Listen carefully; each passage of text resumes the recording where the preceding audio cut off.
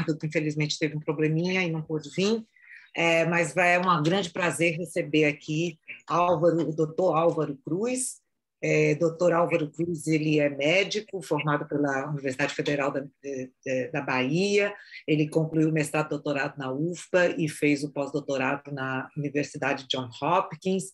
Ele é professor titular da Faculdade de Medicina, pesquisador 1B do CNPq, fundador do PROAR, que é um programa para controle de asma na Bahia, diretor executivo dessa mesma fundação, membro do Conselho diretor da Iniciativa Global contra a Asma desde 2009, do Grupo de Planejamento da Aliança Global contra Doenças Respiratórias Crônicas, que é o GARD. Não, é o GARD, não, desculpa, é o GINA. Desde 2009, também ele foi do Grupo de Planejamento da Aliança Global contra Doenças Respiratórias Crônicas, que é o GARD, que é da OMS. Foi coordenador do programa de pós-graduação em Medicina e Saúde, chefe do Serviço de Pneumologia do Hospital Universitário da Universidade Federal da Bahia, atuou na coordenação de doenças respiratórias crônicas e na Organização Mundial de Saúde em Genebra, e foi membro do Comitê Executivo da GARD-OMS de 2013 a 2017. Também foi do Comitê Assessor em Medicina do CNPq, do Comitê de Avaliação da CAPES, do Ministério da Educação. Ele é membro do corpo docente permanente dos 2 programas de pós-graduação da Faculdade de Medicina, pesquisador do Serviço de Imunologia e membro do grupo de pesquisa SCALA, Social Change, Asthma and Allergy in Latin America, e é o co-investigador principal do estudo ATAC, que é a Prevention of Asthma Attacks in Latin America, que é financiado pelo NIH a partir de 2019. Editor associado de diversas revistas, atualmente é da Asthma Research and Practice, membro do conselho editorial do European Respiratory Journal e do Journal of Thoracic Disease. Bom, não preciso dizer que ele tem uma ampla experiência nessa área de medicina e de saúde pública, com ênfase em doenças respiratórias crônicas, tá? Pneumologia, alergologia, já recebeu vários prêmios, um da Organização Mundial da Alergia. E em 2014 ele assumiu a comissão organizadora da 9ª reunião anual da GARD-OMS, pela primeira vez na América Latina. E ele é membro da Academia de Ciências e da Academia de Medicina da Bahia. Então, Álvaro, muito obrigada por aceitar o nosso convite, vai ser um prazer imenso te ouvir, e vocês, por favor, os participantes dessa reunião, mantenham seus microfones e câmeras desligados, e se vocês tiverem perguntas, façam aqui no chat, que depois da apresentação a gente começa a discutir, né, através dessas perguntas. Muito obrigada, e muito obrigada, Álvaro. Você tem a palavra. Obrigada. Muito bom dia, Cláudia, meus amigos, meus colegas do Instituto Gonçalo Moniz, da Fiocruz. É um prazer estar falando com vocês, e em decorrência das dificuldades técnicas que levaram a eu não poder usar nenhum dos 2 computadores que eu tenho aqui em mão, estou fazendo essa apresentação pelo celular e com o apoio do Rodrigo. Muito bem, eu vou tentar ser breve para recuperar esse tempo que a gente perdeu, e eu agradeço muito o convite ao Ricardo e a todo o grupo da Fiocruz, onde eu tenho inúmeros amigos, e é uma instituição que eu admiro profundamente pela sua qualidade, pelo seu crescimento, mantendo o padrão de qualidade. A gente vai falar rapidamente sobre contribuições do PROAR, este programa que nós fundamos há 20 anos, para melhores práticas em asma. Próximo, Rodrigo, por favor. Esses são dados de um estudo que a gente fez há cerca de 15 anos, avaliando em colaboração com o professor Maurício Barreto e o grupo do Instituto de Saúde Coletiva, e esse grupo SCALA, que é um grupo internacional, quase 1.500 crianças de 5 a 12 anos em Salvador, nas quais encontramos uma prevalência de chiado nos últimos 12 meses de 28%. O que nos assustou, avaliando a gravidade da asma numa consulta médica com essas crianças, é que havia essa ampla distribuição de gravidade, uma parte leve, uma parte moderada e grave, como era de se esperar, mas, para nossa surpresa, nenhuma dessas crianças recebia tratamento regular para asma como deveria. Hoje, pelo menos aquelas naquela época que tinham asma moderada ou grave. Isso não melhorou tanto, que a gente vai ver em seguida. A próxima. Esse é um grande estudo, também feito em colaboração com o professor Maurício Barreto, e eu tive a satisfação de participar, com o convite do Ministério da Saúde, avaliando indicadores de prevalência da asma entre escolares no Brasil, uma amostra de mais de 100 mil escolares, e o que a gente encontrou, para resumir o que é importante, uma prevalência de sintomas de 23,2%, um relato de diagnóstico de asma em 12,4%. Isso sugere uma grande parcela de subdiagnóstico e a gente precisa melhorar a detecção dos casos de asma para atuar de forma adequada no seu controle. Curiosamente, um estudo da OMS de um tempo anterior, com uma amostra de 5 mil brasileiros adultos, representativa do Brasil, encontrou dados muito parecidos. Próximo. Aqui está a minha declaração para análise de conflito de interesse. É bom sempre que a gente faça isso. Eu costumo dizer que, embora eu preste serviço para várias empresas farmacêuticas, mas o meu coração e a minha mente estão nas iniciativas governamentais e não governamentais que eu tenho participado, tais como a Fundação PROAR, a Iniciativa Global contra a Asma, que eu sou membro do Conselho Diretor, e do grupo da Aliança Global contra Doenças Respiratórias Crônicas da OMS. E uma motivação especial eu tenho, que é reduzir o número de mortes preveníveis por asma no Brasil e no mundo, se possível, contribuir para isso. No Brasil, são mais de 2.000 mortes por asma, a maioria absoluta delas poderia ser prevenida. Próximo. Eu dividi essa apresentação, em primeiro ponto, um projeto acadêmico, o PROAR, né? Assistência, ensino e pesquisa. Em segundo ponto, estudo de impacto de melhores práticas. O terceiro, de estudos observacionais simples, a estudo caso-controle. Quarto, estudos colaborativos internacionais. E, finalmente, um ensaio clínico randomizado de intervenção inovadora em Salvador. Próximo. Então, vamos começar aqui do começo, o que é o PROAR, um projeto de extensão, um programa de extensão da Universidade Federal da Bahia, associando assistência, ensino e pesquisa. Próximo. Esse é o grupo de fundadores do PROAR, fotografado por mim em 2006, quando nós mudamos das instalações do Hospital Universitário para o Centro de Saúde Carlos Gomes, no espaço cedido pelo secretário municipal de saúde. Era um programa de intervenção para o controle da asma grave em centros de referência, por uma equipe multidisciplinar, basicamente de voluntários pós-graduandos da Universidade Federal da Bahia, que oferecia terapia combinada gratuita, capacitação de profissionais da atenção básica e de gestores, um componente forte de pesquisa, resultando de uma parceria entre a Universidade Federal da Bahia e todas as instâncias do SUS.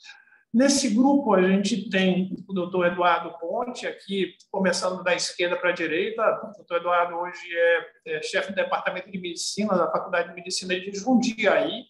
Depois a gente tem o professor Adelmir Machado, que concluiu o doutorado conosco também, tal como o Eduardo, e se tornou depois o diretor do Instituto de Ciência da Saúde da Universidade Federal da Bahia, e tem coordenado o PROAR desde quando eu fui trabalhar na Organização Mundial de Saúde em 2006. Doutora Rosana Franco, que também concluiu o doutorado conosco. Ana Tereza, que é uma administradora que está conosco até hoje. O Pablo Moura, que é farmacêutico, professor da Escola de Farmácia. E a enfermeira Carolina Machado, que também foi recentemente diretora da Escola de Enfermagem da UFPA, para que vocês tenham uma ideia do que a gente conseguiu em termos de fortalecimento dos recursos humanos que foram fundadores do PROAR, voluntários, naquela época ainda alunos. Próximo. Essa é uma vista das janelas do PROAR para a Baía de Todos os Santos, uma vista belíssima. Essa não é uma foto do PROAR. Como vocês sabem, isso aqui é o Museu de Arte Sacra da Universidade Federal da Bahia, a Igreja de Santa Teresa, mas é a vista inspiradora que nós temos de lá. Próximo. Isso aqui é um dado histórico para falar da minha origem como pesquisador, né, orientado pelo professor Edgar Carvalho, e aqui essa equipe, numa viagem ao Conde, em 2005, uma área hiperendêmica de LMX, especialmente esquistossomose, e onde estava lá o Ricardo Lício, que eu tive a oportunidade de conhecer, trabalhando com a professora Ilma Araújo, o professor Edgar, entre outros. Esse foi o meu início como pesquisador aqui na Bahia. Próximo. Após o reconhecimento do PROAR como um programa muito bem sucedido, o que aconteceu quando eu apresentei os resultados preliminares nessa reunião de lançamento da Aliança Global contra Doenças Respiratórias Crônicas em Pequim, uma reunião da OMS, eu fui convidado a trabalhar por lá, e muito do que eu fiz tem relação com esses contatos mais amplos, com a experiência maior que eu adquiri trabalhando por 2 anos na coordenação de doenças respiratórias crônicas da OMS. Próximo. Essa é uma reunião do Grupo Scala em Londres, professor Philip Cooper, professor Maurício Barreiro, professora Laura Rodrigues, eu, pode passar, e a professora Neuza Alcântara, que vocês conhecem muito bem, que era também membro desse grupo, que não pôde participar dessa reunião. Esse grupo foi fortalecido logo em seguida pela professora Camila Figueiredo, do Instituto de Ciência da Saúde. Esse é um grupo que deu uma contribuição enorme para o conhecimento nessa área. Eu tenho muito orgulho de ter participado. Próximo. Uma das coisas que nós fizemos nesse período que eu trabalhei lá na Organização Mundial de Saúde foi uma reunião para tentar definir o que é asma grave. E asma grave é o propósito do PROAR, oferecer apoio aos pacientes que têm asma mais grave, como um centro especializado. Pode passar. E nessa reunião que resultou numa publicação, foram definidas, pode passar, três tipos de asma grave. Asma, pode passar mais um, asma grave não tratada, tal como a gente tinha aqui no Brasil, na época que nós começamos o PROAR. Asma grave de difícil tratamento, quando o paciente não consegue ficar controlado com o tratamento que é prescrito, não necessariamente o paciente usa a medicação corretamente. Por exemplo, o paciente pode não aderir ao tratamento, mesmo tendo acesso à medicação, pode não usar corretamente o inalador, mesmo tendo acesso à medicação, e, finalmente, a asma grave resistente ao tratamento. Isso para dar uma ideia do que há de termos relacionados com asma grave, a termos muito mais atuais do que estes, ultimamente focando mais nesse grupo de asma grave resistente ao tratamento, e a gente tem contribuído com estudos nessa área também. Pode passar? Vamos ver rapidamente aqui estudos de impacto de melhores práticas do que nós fizemos por aqui. Próximo. Esse é o primeiro estudo publicado com resultados do PROAR, do Dr. Eduardo Ponte, que avaliou 269 pacientes, os primeiros 269 pacientes que completaram um ano de acompanhamento. Como vocês veem aí, uma redução em torno de 90% dos parâmetros avaliados, especialmente das internações hospitalares, uma redução de 10 vezes aqui da frequência de hospitalizações nos últimos 12 meses, atendimentos de emergência também, absenteísmo e necessidade de corticosteroide. Pode passar?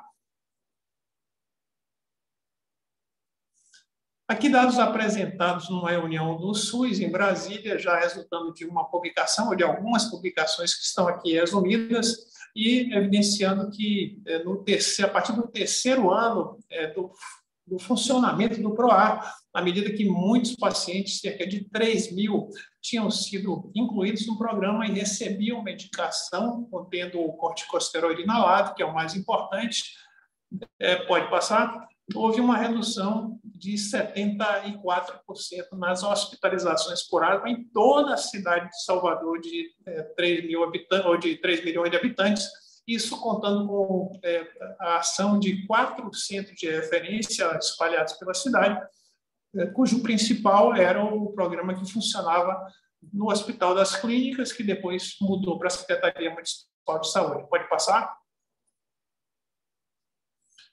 A gente, nesse mesmo período, entre 2000 e 2009, observou que a mortalidade por asma em Salvador diminuiu 29%, próximo,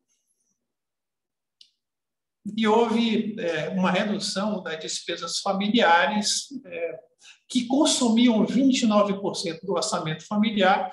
Depois do PROA, a renda familiar cresceu em $711 e o custo com a doença reduziu-se em $789 por ano, gerando superávit para as famílias de R$1.500 por ano. O que vocês podem imaginar a importância disso para uma família com um portador de asma grave que drenava os recursos da família e sofria porque não conseguia controlar a sua doença. Pode passar? A gente estudou custo-efetividade dessa intervenção para tentar convencer os governantes e observou aqui que no ano anterior havia uma grande parcela de despesa da família em cima, $807 por ano, mas uma grande parcela de despesa do governo também, 750 em média. Foi uma amostra de 80 pacientes que foram estudados detalhadamente por um economista que ficava lá fazendo entrevistas.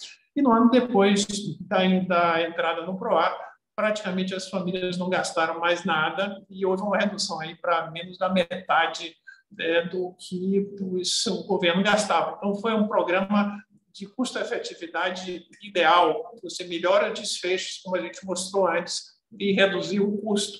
Pode passar? Pode passar?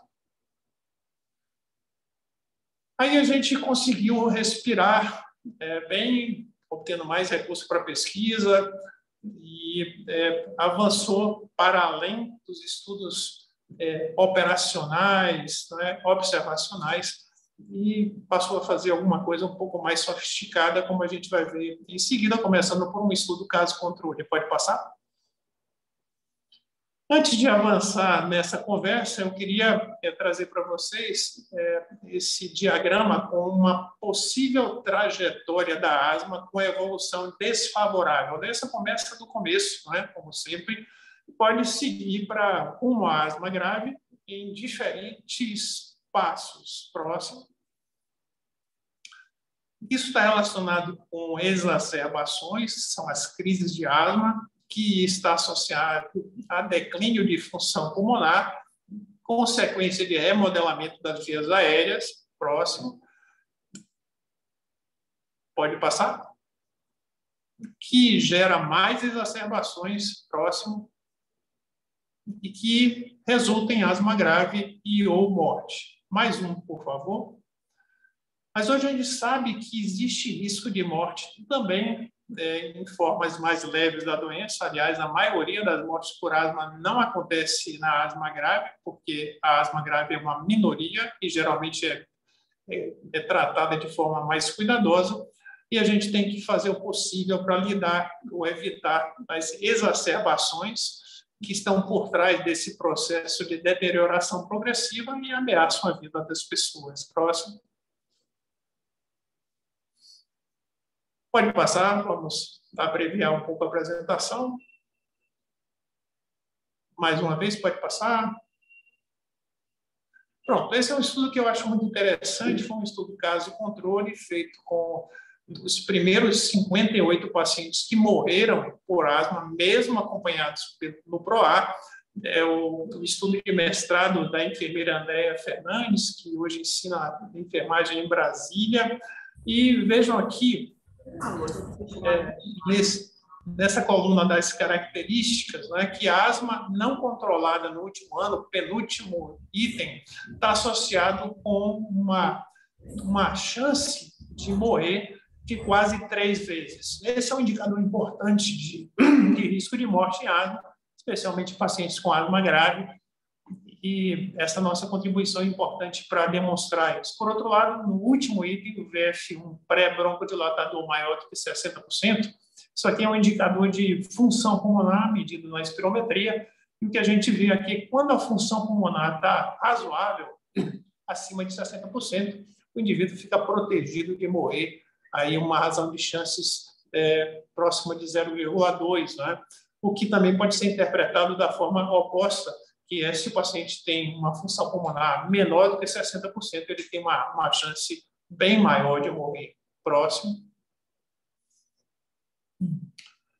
Esse é um estudo de doutorado da Paula Almeida, fisioterapeuta, que está agora na Universidade de Nottingham, na Inglaterra, como pesquisadora, que avaliou as tendências longitudinais, né, as características clínicas de função pulmonar em paciente com asma grave em tratamento aqui no Brasil. Próximo. E a gente pode ver aqui, esses pacientes foram acompanhados no período de 8 anos, esse estudo revela isso. A V0 é a primeira visita, V1 depois de 1 ano e V8 no final do 8º ano. E o que a gente percebe é que há uma melhora inicial aí nessas áreas que a gente chama atenção em vermelho. FVC é a capacidade vital forçada, a quantidade de ar que entra e sai do pulmão. O paciente tem uma tendência de melhora inicial e depois há uma queda, da mesma forma no FEV1, que é um fluxo. Então, o paciente tem uma melhora inicial, depois uma tendência de queda, sugerindo que a asma grave é um problema sério, que o paciente tende a perder capacidade pulmonar, mesmo com tratamento. O tratamento habitual, que inclui, no momento, nesse período, um corticosteroide inalado e um broncodilatador de elongação. Próximo.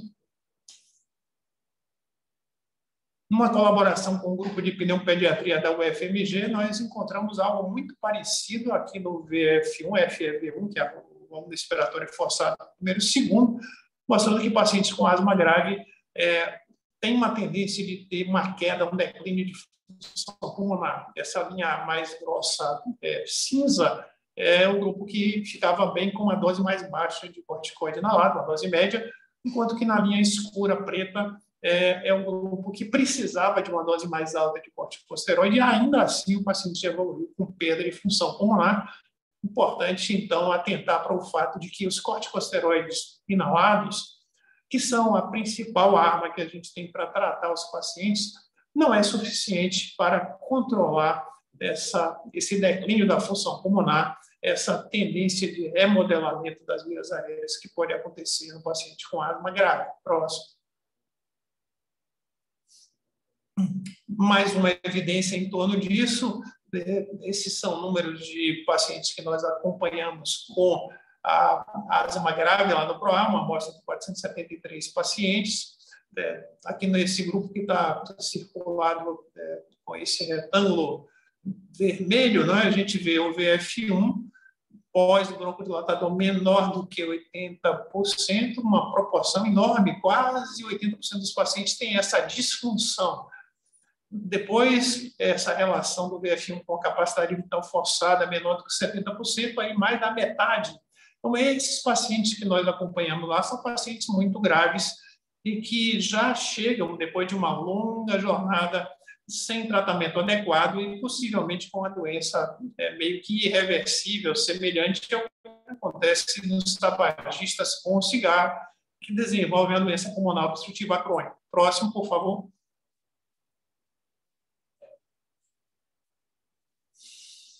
Um trabalho muito interessante também da mesma enfermeira Andréa Fernandes, um estudo que avaliou a exposição dupla ao cigarro e à poluição intradomiciliar que estiveram associados com asma grave em adultos no Brasil. No nosso estudo, caso controle principal, a gente vai falar mais sobre ele. Nesse estudo, nós nos surpreendemos, pode passar, em encontrar um número enorme de pessoas que tinham sido expostas à poluição do ar. Como é um estudo principalmente de pessoas que moram em Salvador, nós não imaginamos que íamos encontrar aqui 358 pessoas no grupo dos pacientes com asma, que a gente viu ali que são 400 e perto de 50, que tinham essa história de exposição alguma vez na vida à poluição, porque muitos deles são originários do interior do estado, onde era comum ter fogão a lenha. E nós tínhamos uma amostra muito menor de pacientes com asma grave que fumavam, aí 78 desse grupo que a gente avaliou. E, aliás, aqui, desculpem, esse estudo inclui os pacientes com asma grave e um grupo controle com asma leve também, e deles, 405 não tinham qualquer exposição.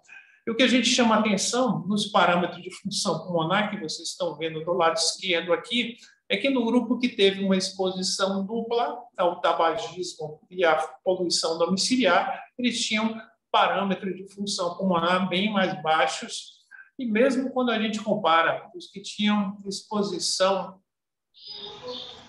Mittermeier está pedindo alguma coisa aqui, eu não estou enxergando, porque eu estou no celular. Mida, se você quiser falar, ou Cláudia, pode, por favor, chamar a atenção. Me pedir, eu não consegui ler toda a mensagem que me mandou.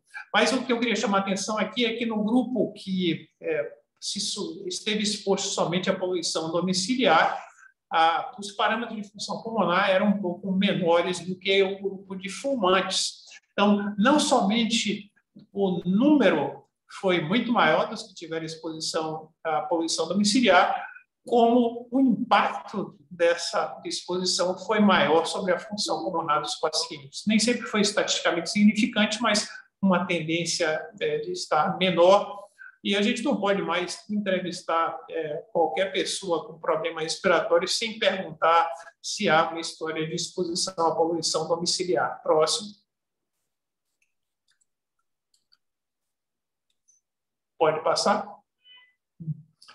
Aqui um pouco do estudo caso-controle que eu mencionei para vocês. É um estudo grande que foi financiado pelo CNPq, FAPESB, com um grande chamado de PRONEX, que você deve conhecer bem, onde a gente quis estudar fatores de risco endofenótipos e biomarcadores da asma grave, no estudo caso-controle. Eu acho que esse título foi bastante ambicioso, né? E eu, obviamente, fiz isso para impressionar os revisores e aumentar minha chance de conseguir o financiamento, e a gente foi bem sucedido.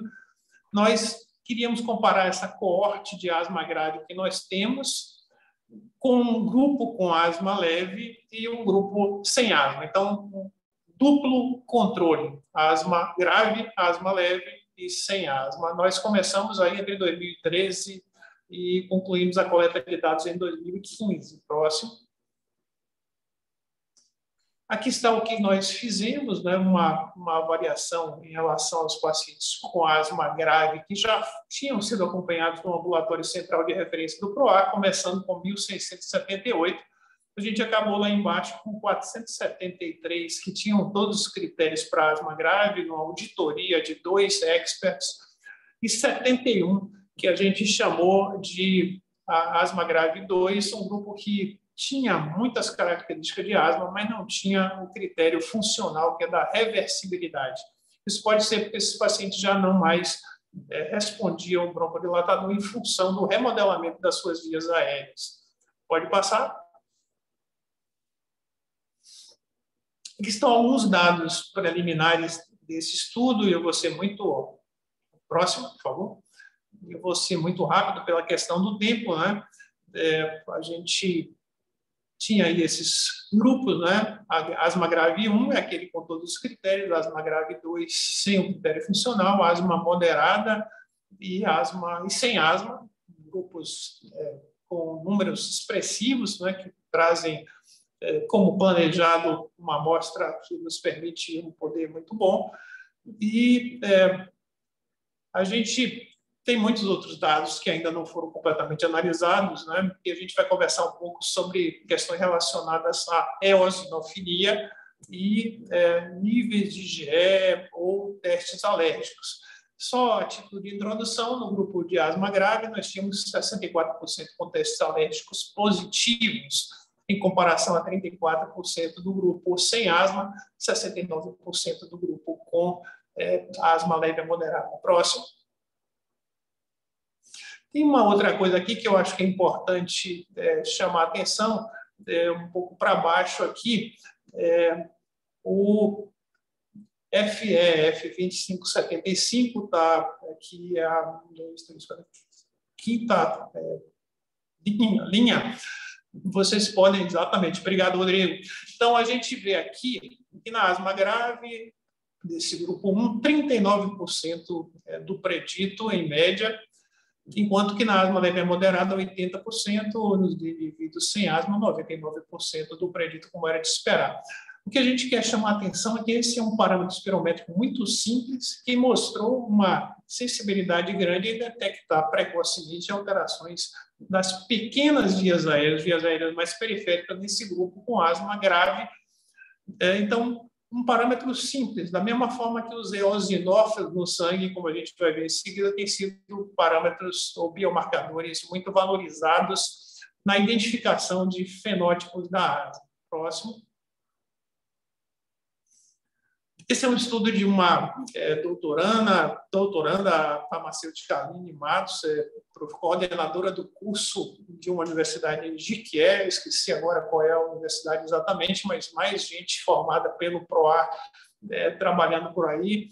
E nesse estudo ela comparou asma grave eosinofílica e não atópica com asma grave eosinofílica e atópica.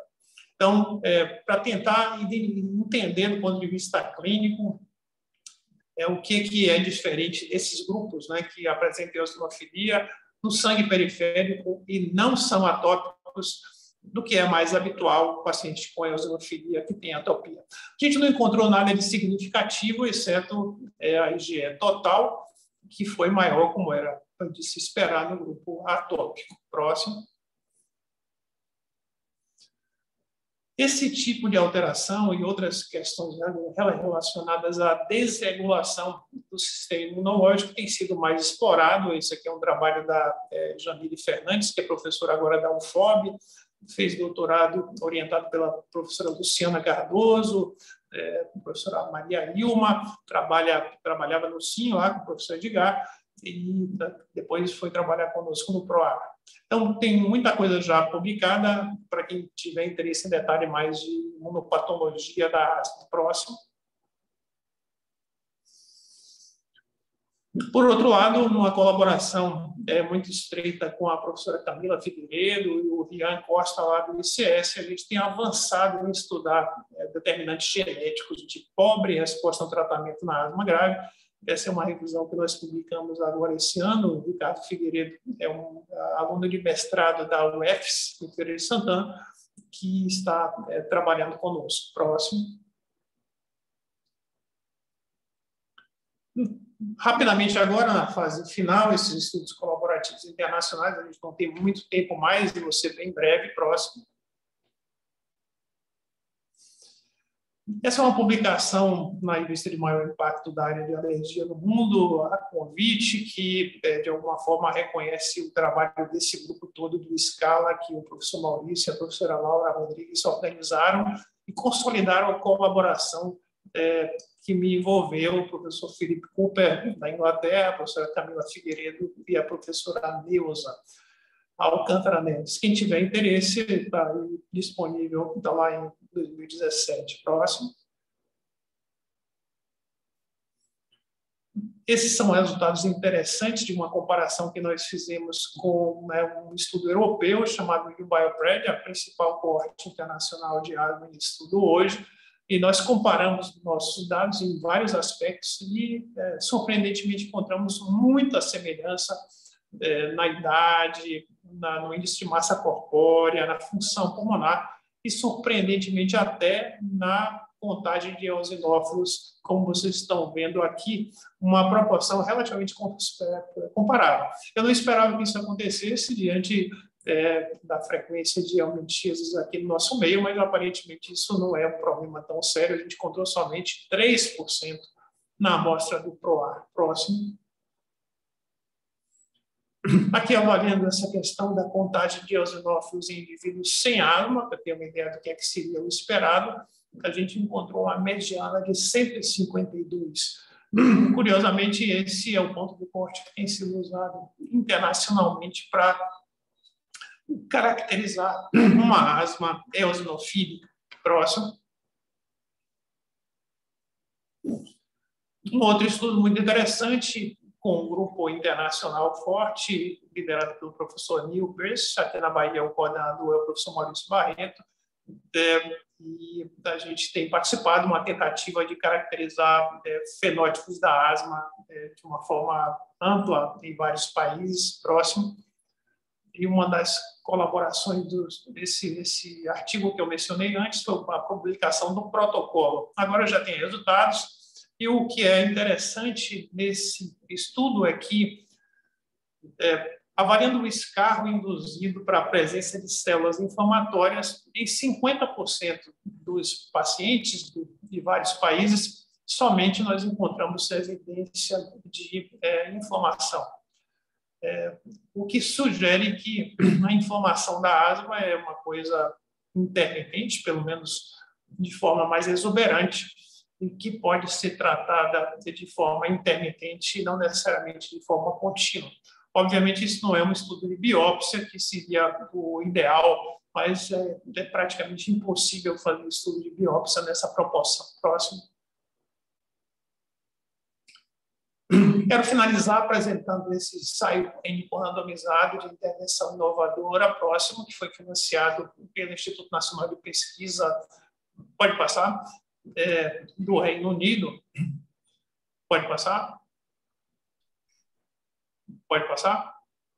Álvaro, se for necessário você passar um pouquinho do tempo, não se preocupe, porque a gente começou atrasado, tá bom? Obrigado, Cláudia. Mas é que eu quero interagir com o pessoal, trocar ideias. Tudo isso que eu mostrei antes é para dizer que a asma anda muito mal controlada no Brasil, nos pacientes que não têm asma grave também. Então, a gente precisa capacitar os profissionais da atenção básica de saúde da família para lidar melhor com isso.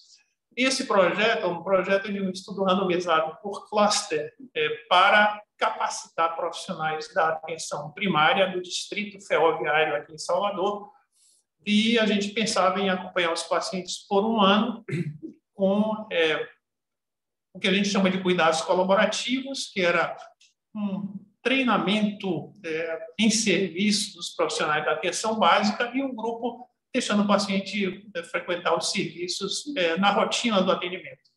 E a gente construiu para esse estudo um telemonitoramento super rigoroso e, felizmente, nós fizemos isso, porque esse estudo foi interrompido pela pandemia e a gente pensava em ter 600 pacientes, conseguimos recrutar somente 195, e o que salvou o estudo foi esse telemonitoramento, que a gente conseguiu acompanhar esses pacientes.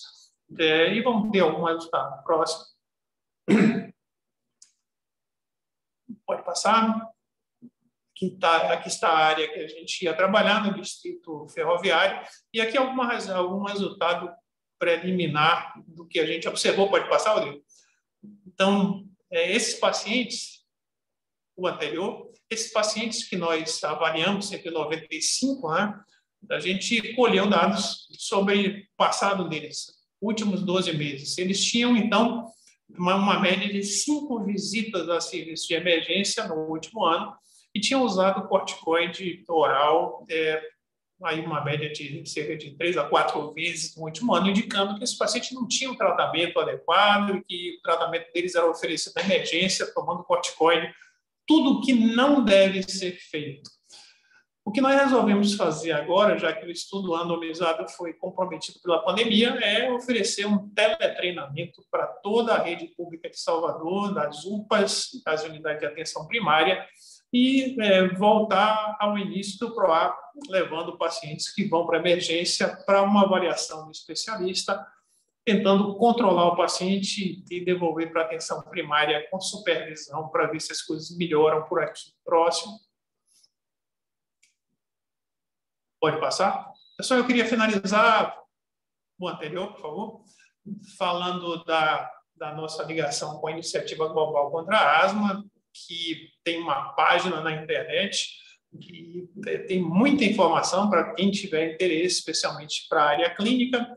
Essa é uma organização não governamental que não recebe recurso, não remunera nenhum dos seus membros, que usa os recursos somente para reuniões ou para elaborar os materiais. E hoje está ficando muito mais fácil, porque as reuniões são todas virtuais.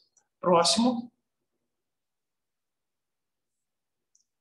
Aqui é o site da Fundação PROA. Nós expandimos a ideia do PROA para uma ação nacional, uma colaboração muito forte com a USP e com a UFMG.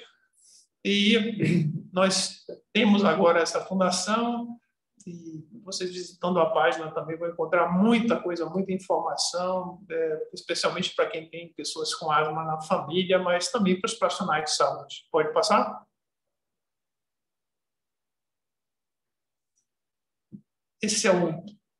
São alguns componentes do nosso grupo de pesquisa, reunido em 2019. Próximo.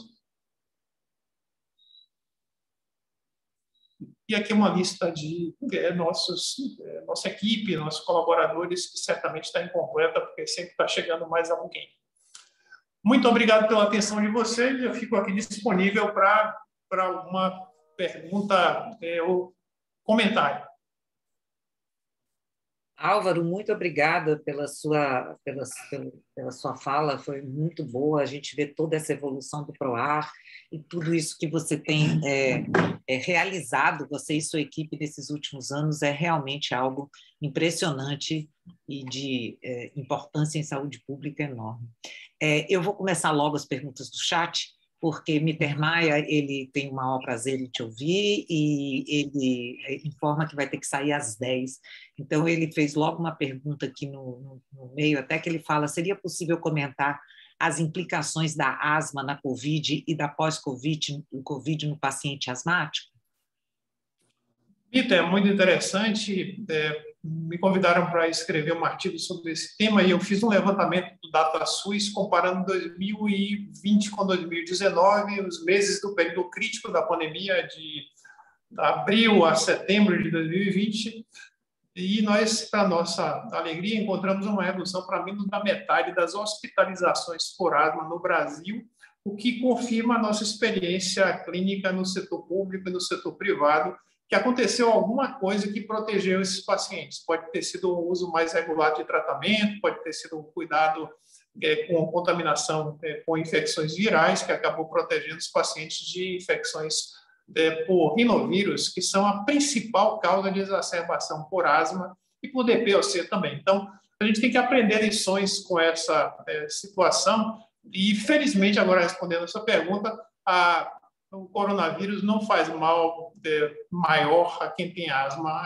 Eu não tenho visto relatos em casos que tragam preocupação com isso, alguma coisa semelhante ao que acontece em qualquer pessoa. Espero que Miter Maia tenha ouvido aqui, porque eu corri bastante. Professor Álvaro, de Graça Miguelotti, há indicação de tratamento de asma grave não eosinofílica com imunobiológicos? Ótima pergunta. Todos os tratamentos aprovados com imunobiológicos para asma grave, eles são para asma chamada de asma com inflamação tipo 2, fenótipo tipo 2, né, que pode ser asma eosinofílica ou asma não eosinofílica alérgica. A asma eosinofílica pode ser alérgica ou não, como a gente conversou. Mas existe um produto novo, uma anti-TSLP, o tezepelumab, que tem sido estudado. A gente participou já de alguns estudos aqui, com um braço aqui na Bahia, e eu acredito que ele vai ser aprovado porque ele é o primeiro imunobiológico que demonstra uma eficácia bem razoável, mesmo em pacientes que não têm asma tipo 2. Ele não está aprovado em nenhum lugar ainda, mas eu acredito que não vai demorar muito. Ótimo. Depois eu posso acho que até fazer aqui tem outro de Miter Maia, deixa eu ir, depois eu te faço uma pergunta. Álvaro, nos pacientes tratados com corticoide, tem sido observado maior reativação da tuberculose e desenvolvimento de formas graves de estrongilodíase. Acho que ele quer que você comente sobre isso. Miter, a gente sabe disso, né? O corticoide oral está associado a maior risco de estrongiloidíase. Isso não é uma coisa que a gente vê tão frequentemente, né? Quem lida com com a asma grave e outras doenças que requerem corticoide, mas é uma preocupação constante. A gente, felizmente, não tem visto isso com imunobiológicos, né? Quanto à dose alta de corticoide inalado, que pode ter para efeito sistêmico, eu também não conheço nenhum relato em relação à estrangeloidíase ou eumintíase de modo geral, mas em relação à tuberculose, sim. Então, existe maior risco de pneumonia, de tuberculose em pacientes que usam corticoide inalado em dose alta. A gente deve fazer tudo para diminuir essa dose. Bom, aqui agora nós temos vários elogios de Marilda, parabéns Álvaro pelo excelente trabalho, Manuel Barral Neto, parabéns Álvaro pela apresentação e pelo excelente trabalho, Dimiter pela excelente apresentação, Lucas, obrigado Álvaro, excelente. Graça também, parabéns professor. Deixa eu continuar aqui, acho que nós acabamos.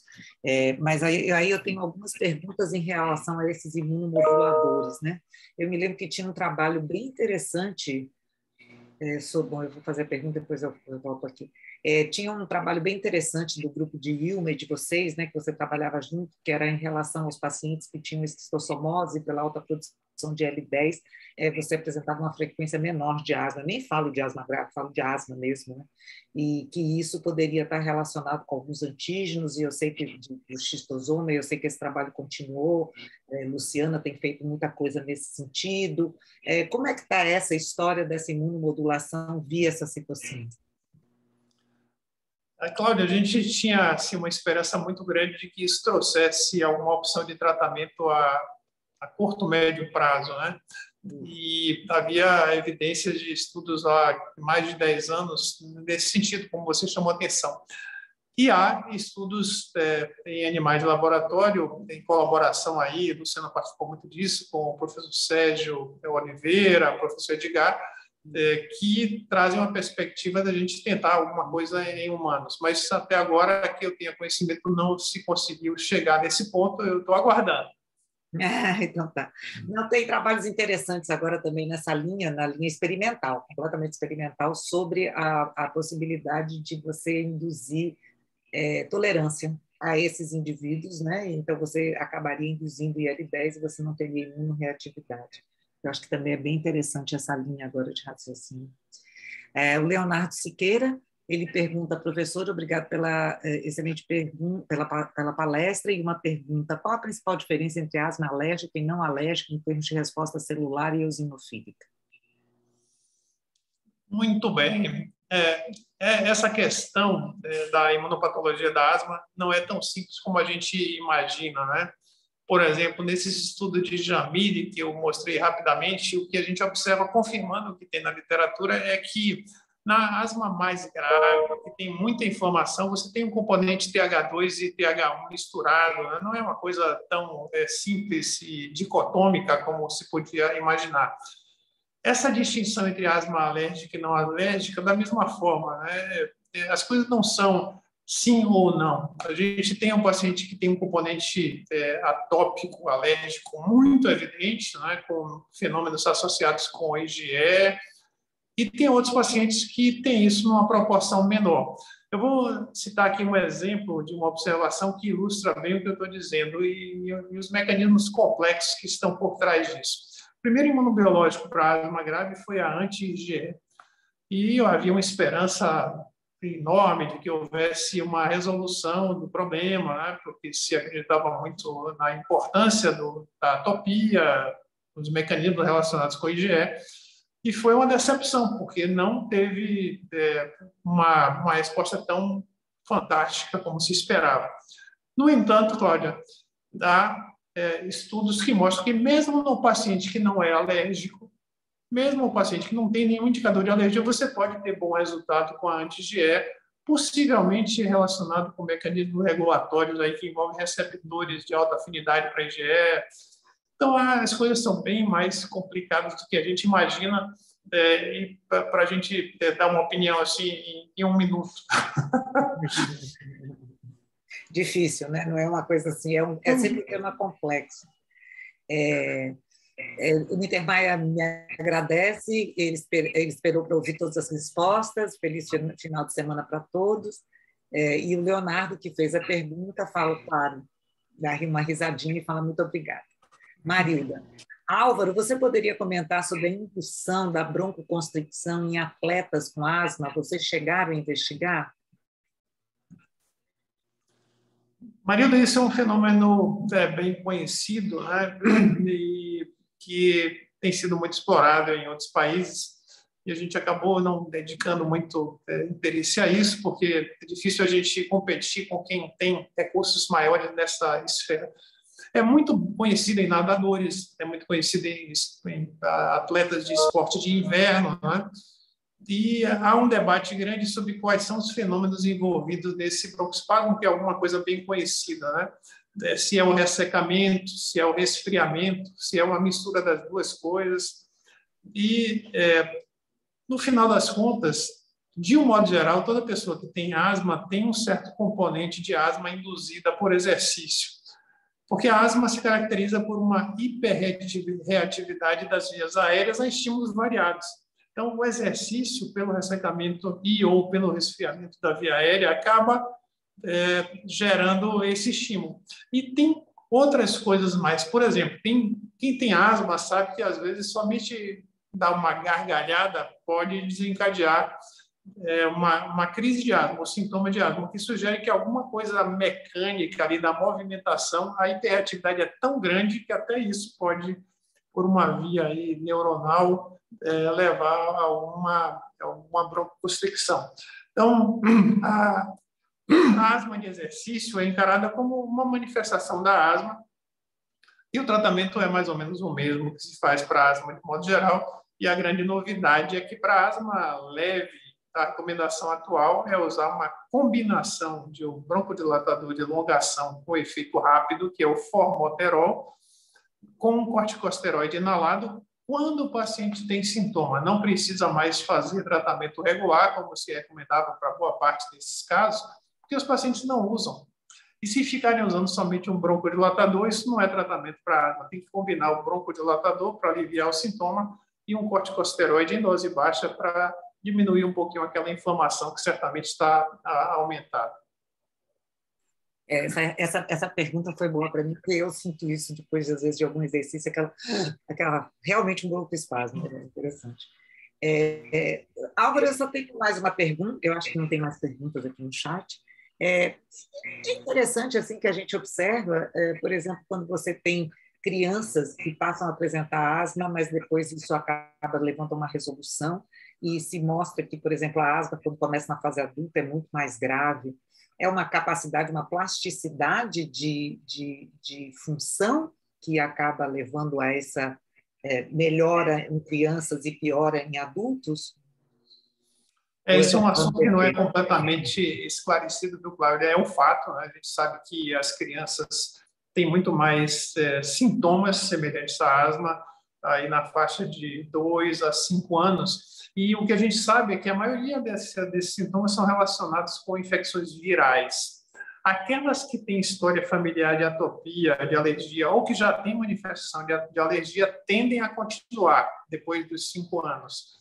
E isso tende a melhorar na adolescência, podendo voltar na vida adulta. Mas tem um paciente com asma que realmente começa a ter asma já adulto, e esse tipo de asma tem mais frequentemente vira uma asma grave. Mas tem estudos incríveis de coortes de mais de 50 anos que observam crianças com asma grave logo nessa faixa aí de 4, 5, 6 anos, até 10, e mostram que elas continuam com asma grave até o final da vida, e uma função pulmonar comprometida, com pouca reversibilidade, como a gente mostrou aqui. Uhum.